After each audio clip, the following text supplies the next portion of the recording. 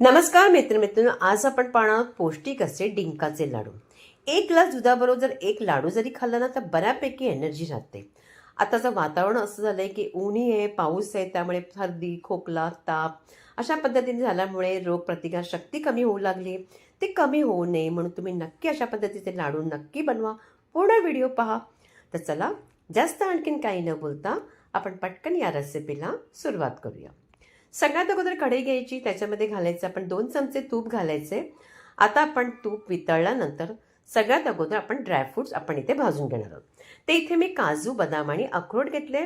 अगदी पाऊण वाटी सगळं घेतले. तिन्ही जिन्नस म्हणजे वजनी म्हणाल तर 50-50 ग्राम आहे. आता याच्यामध्ये ना मनुका घालायचा. मनुका कधी घालायचे माहिती आहे का? अगोदर आपण त्याच वेळी घालायचे नाही. थोडेसे हे ना भाजले गेले पाहिजे ड्रायफ्रूट. त्यानंतर मग घालायचे आपण मनुका. नाही तर काय होतं, त्या तुपामध्ये खूप जास्त त्या भाजल्या जातात. त्या जास्त भाजल्या जाऊ नये म्हणून अशा पद्धतीने करायचं. ही ट्रिकसुद्धा नक्की लक्षात ठेवा. जास्त अगदी तुपामध्ये भाजून मनुका कधीही घ्यायचे नाही. आता सगळे ड्रायफ्रुट्सही झालेत. आता त्याच तुपामध्ये मी इथे डिंक घातलंय. डिंक कसा घालायचा? आता 100 ग्राम डिंक घेते. पूर्णपणे डिंक घालायचं नाही, थोडासा डिंक घालून अगदी चांगला त्याच्यामध्ये चांगला फुलवून घ्यायचा, म्हणजे भाजून घ्यायचा. आता भाजलेला मी डिंक काढलेला आहे, पण मला असं वाटू लागलं की त्या कमी तुपामध्ये ना तो डिंक बरोबर होत नाही आहे. म्हणून कधी तुम्ही या लक्षात ठेवा, ही टिप्स नक्की लक्षात ठेवा. तूप जरा जास्त प्रमाणात घ्या, का तूप काही वाया जाणार नाही आहे. जास्त प्रमाणात घेतल्यानंतर तुम्ही जेव्हा डिंक घालाल ना, तो आपोआप छान असा फुलला जातो. म्हणजे त्याच्यामुळे कुठेही कच्चेपणा राहत नाही आहे. बघा, छान असा फुलला गेला आहे. तर मी याच तुपामध्ये जास्त प्रमाणात तूप घेऊन सगळं डिंक फुलवून घेतलं आहे. डिंकही फुलला गेलं आहे. सगळं तूप काढून घेतलं आहे. बऱ्यापैकी तूप निघालं, कुठे वाया गेलं नाही आहे. आता इथे आपण घ्यायचं आहे 150 ग्राम असं सुकं खोबरं. सुकं खोबरं घ्यायचं, त्याला अगदी तूप वगैरे घालायची गरज नाही, का त्याच्यामध्येच बऱ्यापैकी तेल असतं. तेही छान भाजलं गेले, त्यालाही काढून घेऊया. आता इथे घालायचे तीळ. तीळ घेतलेत 50 ग्राम आणि तेही आपण अगदी मंद आचेवर छान भाजायचे. तीळ घाला, अगदी छान लागतात त्याच्यामध्ये लाडूमध्ये. तीळ भाजले कसे कळतात, त्याचा आवाज एक येऊ लागतो. आवाज येऊ लागला म्हणजे तीळ आपले झाले. तीळसुद्धा काढून घ्यायचे. त्यानंतर त्याच कढईमध्ये तूप न घालता आपण इथे खसखस भाजून घ्यायची. अगदी हलकी अशी भाजून घ्या. जसं तुम्ही अगदी भाजाल ना तर त्याचा रंग जरासा बदली होतो, अगदी तांबूस असा होऊ लागतो. मी या खसखसमध्येच खारीक पावडर टाकली. ही अगदी खारीक पावडर 50 ग्राम अशी खारीक पावडर आहे. जर तुमच्याकडे खारीक पावडर नसेल तर तुम्ही खारीक घेऊन त्याच्या बिया काढून त्याला अगदी तुपामध्ये भाजून घ्यायच्या, थंड करायच्या आणि मिक्सरमध्ये अगदी दळून घ्यायचं. मस्त असा पावडर होतो. पण माझ्याकडे हा पावडर होता म्हणून मी हा काय केलं, त्याला चांगला जरा भाजून घेतले. तुपाची गरजच पडत नाही, असाच चांगला भाजला जातो. आता हेही झालं आहे. आता ही सगळी जिन्नस आपण काढून घ्यायची आणि पटकन आपण आता सगळी जिन्नस मिक्स करून घेऊया. तर सगळ्यात अगोदर बघा, इथे काय केलं आहे, मी डिंक घेतले. आता डिंक बऱ्याच जणांना जर आवडत नसेल तर तुम्ही मिक्सरमधून दळून घेऊ शकता. पण मला तर लाडूमध्ये दाताखाली आलेला डिंक जास्त आवडतो. म्हणून मी काय करते, कधी ना अशा पद्धतीने स्मॅशरने स्मॅश करते. जर तुम्ही हवं असतात वाटीच्या उलट्या बाजूने म्हणजे पाठच्या बाजूने करू शकता. हाताने चुरून तो चांगला चुरला जातो. अगदी चांगला खुसखुशीत झालेला असतो.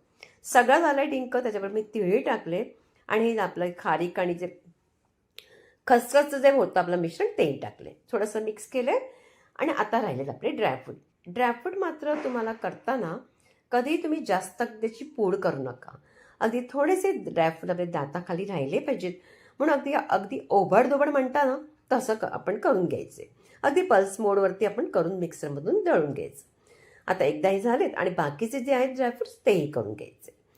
आता सगळे ड्रायफ्रूट्सही झालेले आहेत. आता त्यानंतर सगळ्यात महत्त्वाचं म्हणजे आता राहिलं आपलं सुकं खोबरं. महत्त्वाचं असं नाही, पण राहिलं आहे ते सुकं खोबरं. सुकं खोबरं आपल्याला मिक्सरमधून काढायचं नाही आहे. ते हाताने आपोआप छान असं चुरलं जातं. म्हणून अशाच पद्धतीने करा. आता बघा, व्यवस्थित चुरलं गेलं कारण चांगलं आपण भाजलं गेलं होतं. म्हणून कधी सुकं खोबरं अगदी मंद आचेवर छान भाजून घ्यायचं. सगळं मिश्रण अगदी व्यवस्थित मिक्स करायचं. मिक्स झालं की आता आपण त्यात टाकायची सोंठ पावडर. मी इथे 2 चमचे सोंठ पावडर टाकली. असेल तर नक्की टाका. त्याचबरोबर टाकायची वेलची पूड आणि वेलची पूड 1 मोठा चमचा टाकलाय आणि त्याचबरोबर टाकलंय जायफळ. जायफळ तुमच्याकडे पूड नसेल तर तुम्ही जायफळ किसून घालू शकता. माझ्याकडे जायफळाची पूड होती म्हणून तोही छोटा 1 चमचा टाकला. आता हे सगळं जिन्नस झाली की अगदी एकजीव करायची. एकजीव मी सगळं केलंय. आता इथे तुम्हाला अगदी सोपी पद्धत सांगते, ती म्हणजे गुळाची. ते गुळाची पद्धत, गूळ किती घ्यायचं तर कसं कळतं?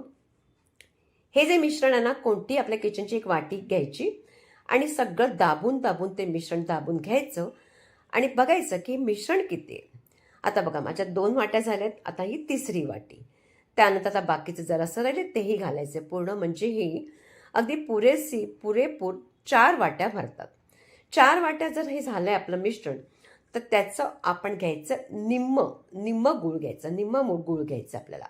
म्हणजे आपल्याला 2 वाट्या घ्यावा लागेल गूळ. तर आपला तुम्हाला ते हिशोब कळलाच असेल. तुम्हाला ते ग्राम वगैरे करायची गरज नाही. कढई गरम करायला ठेवली आहे, त्यात 1.5 चमचा मी तूप टाकलंय. तूप तुम्ही 1 चमचा टाकलं तरी चालेल. आणि तुपाचं जे प्रमाण आहे ना, ते सुद्धा मी तुम्हाला परफेक्ट असं किती लागलं तेही तुम्हाला मी अगदी डिस्क्रिप्शनमध्ये लिहून नक्की देईन. आता हे जो गूळ मी किसून घेतला होता, तुमच्याकडे जो गूळ असेल तो घेऊ शकता. 2 वाट्या घेतल्या आपण गूळ. 4 वाट्या मिश्रणाला 2 वाट्या अगदी परफेक्ट आहे. आता ह्याला हेही महत्त्वाचं, इथे गूळ जरासा वितळला की ह्याला मात्र अगदी घट्ट करायचं नाही, जास्त त्याला करू द्यायचं नाही. जास्त जर तुम्ही केला, तो जर घट्ट झाला तर मात्र तुमचे लाडूसुद्धा घट्ट होतील. म्हणून फक्त हा ना वितळला आणि जरा 2-3 बुडबुडे आले म्हणजे गॅस बंद करायची. पटकन गुळाचं मिश्रण या मिश्रणावर, आपल्या लाडूच्या मिश्रणावर टाकायचं. आता इथेही तुम्हाला एक सांगते, जेव्हा गूळ टाकतो तेव्हा गरम असल्यामुळे काळजी घ्यायची. स्पॅच्युलाने किंवा चमच्याने व्यवस्थित सगळं मिश्रण अगदी व्यवस्थित मिक्स करायचं. आणि हे मात्र मिश्रण तुम्ही जर थंड करून लाडू वळायला गेलात तर मात्र तुमचे लाडू वळले जाणार नाही. म्हणून थोडंसं गरम असतानाच लाडू वळायचे, पण जास्त गरम असताना नाही. थोडंसं कमी होऊ द्या. अगदी गरम गरम तर आपण लाडू वळू शकत नाही. थोडंसं पटकन गरम, जरासं थंड होतं, हलकंसं जरा कमी झालं. माझं असं गरमच असताना मी करू लागले, तर पटकन थोडंसं आपण मिश्रण घ्यायचं आणि व्यवस्थित आपण लाडू वळायची. या लाडू वळताना तुम्हाला 2 हात वगैरे करून लाडू वळण्याची सुद्धा गरज लागत नाही. म्हणून पटकन झटपट करायचे. जर आणखीन घरात कोणी असेल तर तेही तुमच्या बरोबरीला लागले तर लाडू मात्र पटकन झटपट होतात. आता मी काय केलं, मी एकटीच करते म्हणून लवकरच ते गरम असतानाच मी लाडू वळायला लागले. तर बघा व्यवस्थित छान असे लाडू वळले जात आहेत. आणि अशा पद्धतीचे लाडू, अगदी पौष्टिक लाडू, बनवायला सोपे सुद्धा आहे, जे अगदी नवशिकाऊ सुद्धा आहेत, ते सुद्धा बनवू शकतात. आता तुम्हाला हेही सांगते की या प्रमाणामध्ये माझे लाडू किती झाले. तर तुम्ही वजनी म्हणाल तर 1 किलो झालेत आणि असे 32 झालेत. अगदी व्यवस्थित प्रमाणासहित. तुम्हाला जर कधी ऑर्डर पण द्यायची असेल ना, तर तुम्ही अशा पद्धतीने अगदी व्यवस्थित घेऊ शकतात प्रमाण. तर बघा तोडूनही दाखवते किती छान असे लाडू आपला झालेला आहे. नक्की करून बघायचे. अगदी आता हे लाडू बनवायला सोपे जाणार आहेत. तर हे डिंकाचे लाडू तुम्हाला कशी वाटली रेसिपी? आवडली का? आवडल्यास जास्तीत जास्त लाईक करायचे, प्रत्येकांकडे शेअर करायचे, नवे आपले शॉर्ट नक्की बघायचे आणि पुन्हा भेटायचे आपण एका छानशा रेसिपी बरोबर.